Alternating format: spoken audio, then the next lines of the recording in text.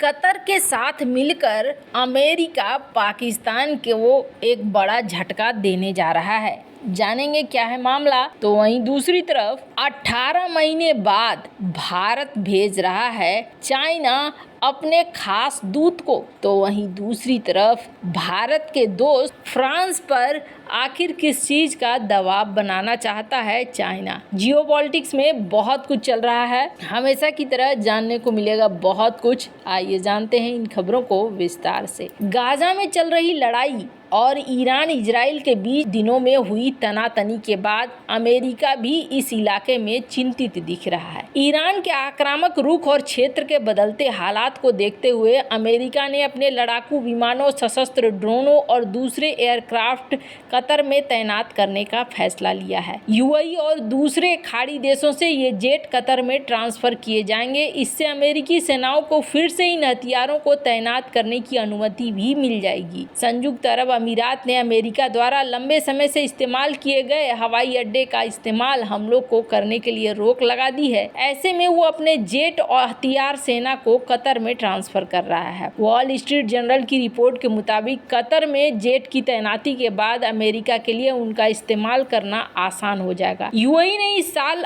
फरवरी में अमेरिका को बता दिया था कि वो अबू धाबी के अल दफरा हवाई अड्डे से अमेरिकी युद्धक विमानों को यमन या इराक में हमले की अनुमति नहीं देगा। अमेरिकी अधिकारियों ने कहा कि यूएई के प्रतिबंध ने अमेरिकी कमांडर को कतर में अल उदीद हवाई अड्डे पर विमान भेजने के लिए प्रेरित कर दिया है। कतर ने अमेरिका पर विमानों के इस्तेमाल को लेकर किसी भी तरह के कोई प्रतिबंध नहीं लगाए हैं। WSJ की रिपोर्ट में कहा गया कि इस तरह का निर्णय अमेरिका और फारस की खाड़ी के देशों के बीच तनाव को दिखा रहा है। ईरान काफी समय से इजराइल और अमेरिका पर हमलावर है। अधिकारियों का कहना है कि यूएई को यह डर है कि क्षेत्र में तनाव बढ़ने की स्थिति में अगर उसने अमेरिकी सैन्य अभियानों को सार्वजनिक रूप से सहायता दी तो ईरान इसके लिए उसे निशाना बना सकता है। यूएई के एक अधिकारी ने WSJ को बताया कि इराक और यमन में हमले के लिए एयरपोर्ट पर बैन के पीछे आत्म सुरक्षा ही बहुत बड़ा कारण है। बीते महीने इजराइल और ईरान ने एक दूसरे की जमीन पर हमला किया था।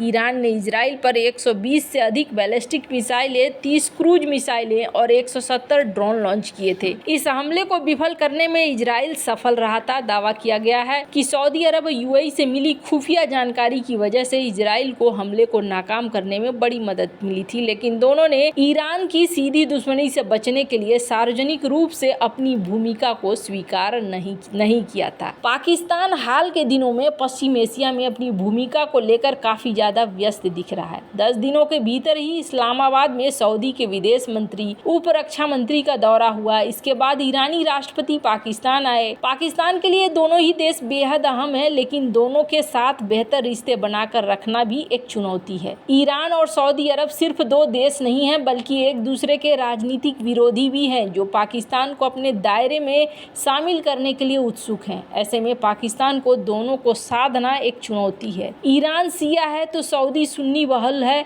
और अभी तक पाकिस्तान सुन्नी गुट में ही रहा है। प्रोफेसर आयशा सिद्दीकी ने द प्रिंट में अपने लेख में कहा है कि सऊदी और ईरान के नेताओं की यात्राओं को जिस तरीके से संभाला गया है वो पाकिस्तान की प्राथमिकताओं को दिखलाता है। सऊदी अरब के आगंतुकों का इंतजार इसलिए ज्यादा बेसब्री से किया जा रहा था क्योंकि ये पाकिस्तान में सऊदी निवेश के लिए दरवाजे खोलने के लिए था। सऊदी विदेश मंत्री पाकिस्तान में निवेश की संभावनाओं की समीक्षा करने और तलाशने के लिए आए थे और कुछ डील इस साल मई तक फाइनल हो सकती है। पाकिस्तान में कुछ प्रोजेक्ट में सऊदी की ओर से $1 बिलियन का शुरुआती निवेश हो सकता है। पाकिस्तान और सऊदी अरब खाड़ी के साथ दक्षिण एशिया के लिए अमेरिकी महत्व की बात करने वालों में शामिल है। कुछ मायनों में इस्लामाबाद रियाद संबंध सिर्फ द्विपक्षीय नहीं बल्कि एक त्रिपक्षीय जुड़ाव भी है। इसमें पाकिस्तान अमेरिका के साथ बातचीत करने के लिए सऊदी अरब का इस्तेमाल करेगा। ऐसी भी संभावना है कि रियाद में अमेरिकी राष्ट्रीय रक्षा विश्वविद्यालय परिसर खुलने से पाकिस्तान के सैन्य अधिकारियों के लिए प्रशिक्षण के अवसर बढ़ सकते हैं। साफ है कि सऊदी अरब न केवल पाकिस्तान पाकिस्तान के लिए धन का स्रोत है बल्कि उसे पश्चिमी रणनीतिक गुट के करीब रखने का जरिया भी है। इसलिए जहां तक चीन का सवाल है तो उसके लिए उसे संतुलन बनाए रखना होगा। चीन को कुछ फिलहाल सुरक्षा कारणों से पाकिस्तान में निवेश करने में चुनौतियों का सामना करना पड़ रहा है। 2017 के बाद से चीनी कर्मचारियों के खिलाफ पाकिस्तान में हमले बढ़ गए हैं। दिलचस्प बात यह है कि सऊदी अरब बलूचिस्तान समेत उन्हीं क्षेत्रों में निवेश करेगा जहां चीनियों को गंभीर सुरक्षा खतरों का सामना करना पड़ रहा है। ये देखने वाली बात होगी कि इन क्षेत्रों में सऊदी की उपस्थिति के बाद क्या उन प्रस्तावित परियोजनाओं के लिए बेहतर सुरक्षा प्रदान करेगा। ये भी मुमकिन है कि सऊदी निवेश में चीनियों के साथ साझेदारी शामिल हो। सऊदी के मंत्रियों की यात्राएं एक ऐसे संबंध स्थापित करने के लिए हैं जिसमें क्षेत्रीय सुरक्षा, पश्चिम एशिया मामले, बातचीत का गहरा प्रभाव हो। पाकिस्तान का बर्ताव सऊदी और ईरान के नेताओं के दौरान कुछ अलग देखा गया। पीएम के निमंत्रण के बावजूद राष्ट्रपति इब्राहिम रईसी का एयरपोर्ट पर एक मंत्री ने स्वागत किया। शरीफ के साथ बैठक भी तुलनात्मक रूप से छोटी थी। इस बैठक में एमओयू पर हस्ताक्षर और द्विपक्षीय व्यापार बढ़ाने पर चर्चा हुई। रईसी के दौरान पाकिस्तान के रक्षा मंत्री ख्वाजा आसिफ ने गैस पाइपलाइन के निर्माण के लिए सरकार की प्रतिबद्धता पर भी बयान दिया। ऐसा नहीं है कि रईसी पाकिस्तान को वैकल्पिक गुट हिस्सा बनने के लिए लुभा सकते हैं। ईरान और चीन की भूमिका अहम है। ईरान के पास वैसे भी शरीफ भाइयों पर संदेह करने की वजह है जो सऊदी अरब को पसंद करते हैं। पीएमएलएन के सरकार ने पाइपलाइन परियोजनाओं को रोका था। ये परियोजना इस्लामाबाद के लिए बहुत महत्वपूर्ण है क्योंकि इसकी ऊर्जा संबंधी चिंताओं को दूर करता है, लेकिन ये प्रोजेक्ट फंस गया। अमेरिकी सरकार इस बात के लिए पाक पर जोर दे रही है कि ईरान पर प्रतिबंध लगाए और न ले।